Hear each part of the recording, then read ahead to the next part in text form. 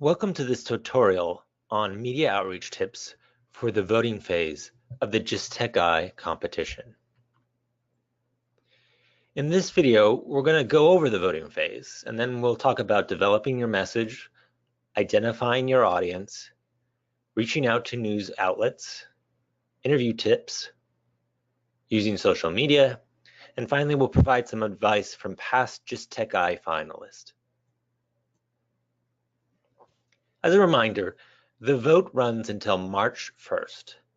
Voting phase results will determine the 24 finalists that will go on to the finals.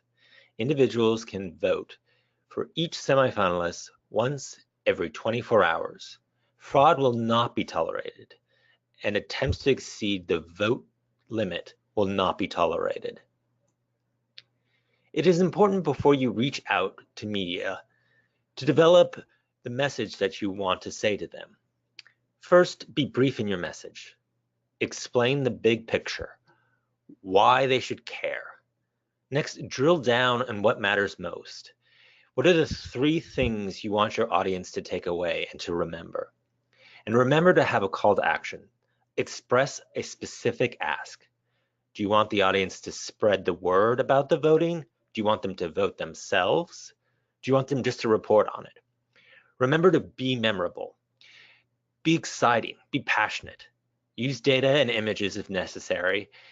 Be topical. And remember to repeat important points so that your audience will remember.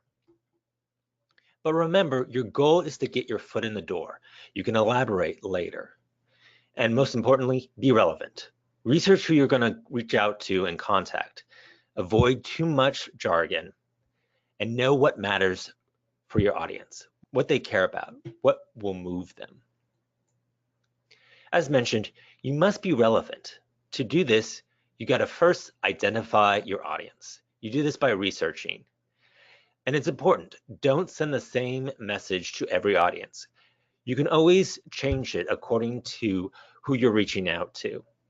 Focus on people and organizations with demonstrated interest in economic growth, local news, your industry, some aspect of your personal background. Identify the right newspapers, the right reporters, and the right way to frame your message. Remember to use the right words. Use terms your audience will understand. If you're reaching out to a scientific publication, it's fine to use scientific terminology. But if you're talking to the general public, you probably want to avoid that. So use buzzwords when appropriate. And practice with your friends so that you know what you're going to say and how you're going to say it. After you've identified who you want to reach out to, it is now time to contact them. Try using what's called an email sandwich. Reach out to a reporter by emailing them a media advisory, follow up by a phone call, and then send another email. Try to focus on individual reporters and also figure out what their angle would be to report on what you're talking about. If it's a local reporter, tell them in your outreach how you're addressing a local problem, and then let them know, oh, by the way, I'm involved in this global competition. Also, writing an op-ed is an option to get publication, but stick to the word limit, stay relevant, and express one clear and concise opinions. And finally, use your networks. Ask around for media contacts, and you can always start small, your campus newspaper, the local journals, in order to get your message out.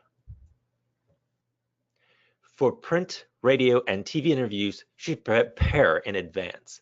Ask the reporter what his or her goals are, the deadlines, and the audience that they're writing the piece for.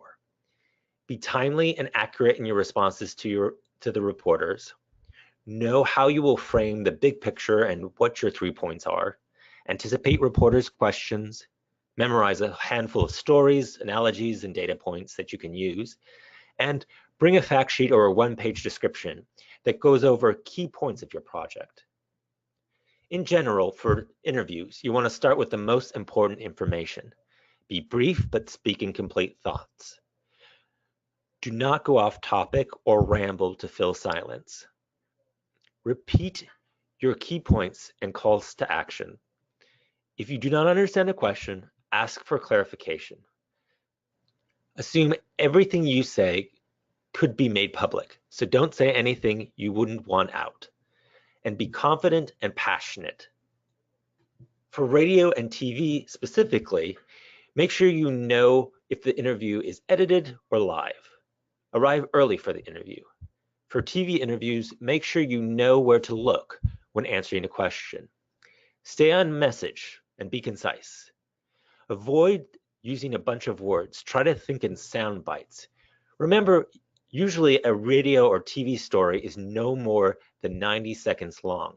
So if you talk a lot, a reporter might lose interest and your key points might not make it into the final story. If the broadcast will be edited, you can ask to re-record an answer. And do not repeat a reporter's negative phrasing when they ask you a question and you're responding.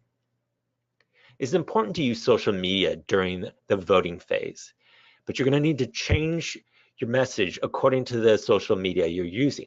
For Facebook, it's more community oriented. Twitter is trends and message oriented, and LinkedIn is more of a professional platform. Join a trend or a conversation. You can do this on Twitter using hashtag. We advise you to use our hashtag that we're using for the competition, which is hashtag TechEye2019. You can cross promote. If someone has posted something and you think that that will have an audience that will be interested in your idea or startup, you can comment under that and see if you can gain traction.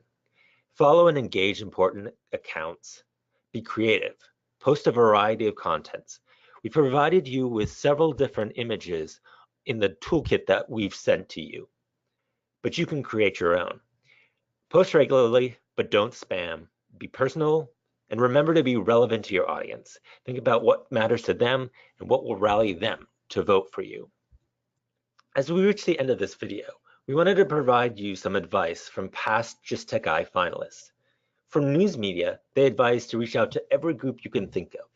Reach out to government officials and ministries.